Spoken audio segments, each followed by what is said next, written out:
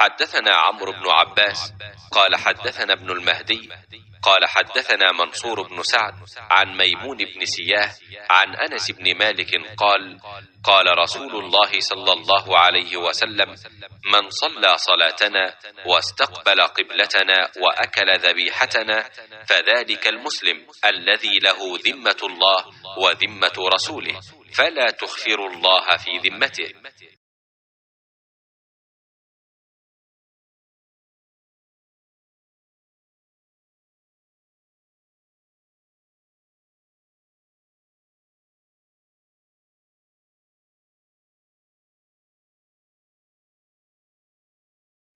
रसूल अल्लाह सल्लल्लाहु अलैहि वसल्लम ने फरमाया, जिसने हमारी तरह नमाज पढ़ी और हमारी तरह किबला की तरफ मुँह किया और हमारे ज़बीहा को खाया तो वो मुसलमान है जिसके लिए अल्लाह और उसके रसूल की पनाह है। बस तुम अल्लाह के साथ उसकी दी हुई पनाह में खयानत ना करो। सही बुखारी हदीस नंबर 391।